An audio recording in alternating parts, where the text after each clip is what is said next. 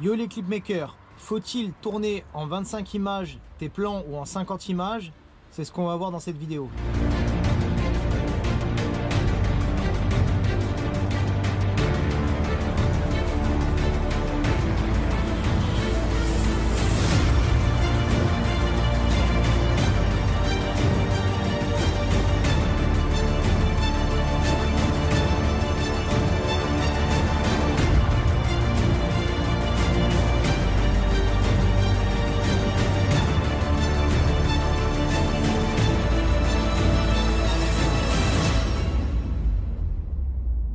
Alors depuis plusieurs semaines, j'ai reçu pas mal de messages comme ça. À chaque fois on me pose la question, alors comment on doit filmer? Est-ce qu'on doit filmer en ralenti? Est-ce qu'on doit filmer en vitesse normale?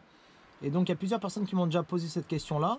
Et j'avais fait une vidéo justement où je parlais des images que je faisais justement avec le Panasonic GH4. Et j'avais un petit peu parlé de ces histoires de ralenti.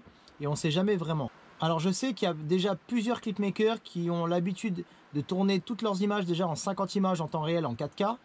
Et ils font tous leurs clips comme ça. Alors moi je travaille différemment parce que en général je préfère faire mes playbacks donc de vitesse normale on va dire en 25 images et après certains ralentis en 4K je les fais en 50 images et aussi quand je veux faire d'autres types de ralentis je les fais en 1920 par 1080 donc en Full HD et avec une cadence variable où je vais changer, où je vais peut-être me mettre des fois en 75 images ou des fois en 100 images ou même des fois en 120 images, tout va dépendre de moi.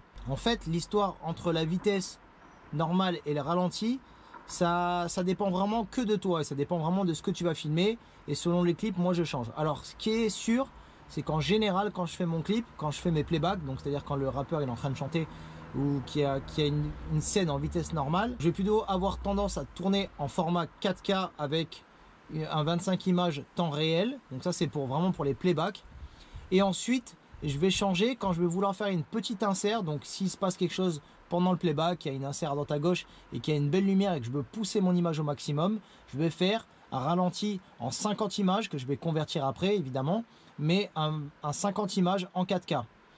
Après, si je veux vraiment faire beaucoup de scènes où il y a beaucoup de gros ralentis, puisque moi je préfère faire le ralenti en caméra plutôt que le faire en post-prod, et c'est donc là où je vais me mettre en Full HD, donc en 1920 par 1080, pour pouvoir avoir disponible sur mon boîtier la cadence variable qui est donc une possibilité pour passer en 75 images, en 100 images et en 120 images et donc c'est un ralenti qui est converti directement par ton boîtier GH5. Alors évidemment sur le GH4 il faudra rester que à 50 images et 75 tu pourras mais la qualité d'image sera pas terrible. Donc sur un GH4 vaut mieux avoir une cadence variable et rester à 50 images et ne pas aller trop loin, ou alors il faut vraiment qu'il y ait une grosse lumière pour pouvoir faire un ralenti en 75 images.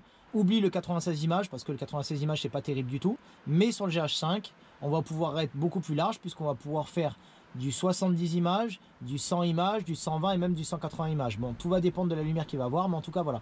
Moi en général j'ai l'habitude de faire quand même du 100 images quand il y a une grosse lumière, par exemple comme aujourd'hui il y a un gros soleil. Bon après je suis dans le sud de la France, donc si tu dois faire du 100 images avec ton GH5 avec la cadence variable, c'est parce que tu vas peut-être te dire que tu vas faire beaucoup de plans en ralenti convertis directement avec ta caméra et tout va dépendre de ce que tu vas filmer en fait. Le ralenti il sert vraiment en rapport avec ce que tu filmes. S'il n'y a pas de règle précise sur une histoire de ralenti, c'est vraiment ok, aujourd'hui je vais faire du ralenti parce que qu'est-ce que je vais montrer en image, qu'est-ce que les gens vont voir et pourquoi ça doit être en ralenti. C'est surtout ça la question qu'il faut que tu te poses. C'est pas de se dire ok je fais un ralenti pour faire un ralenti.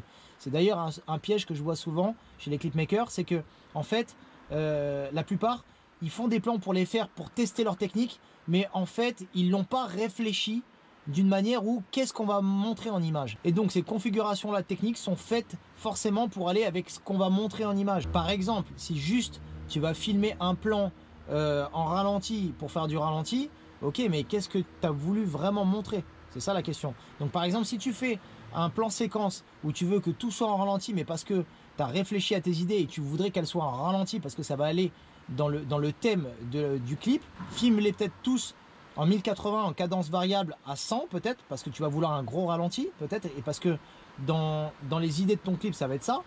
Mais si c'est pas ça, eh ben, tu peux peut-être faire juste avec ton GH5 du 4K à 50 images et ça sera largement suffisant. Alors ça sera un ralenti qui ça va pas être très lent, mais il sera déjà pas mal. Voilà. Après, si tu veux jouer plus sur l'esthétique et se dire je pousse mon image au maximum, bah, peut-être que tu feras plus souvent donc des ralentis en 4K à 50 images par exemple.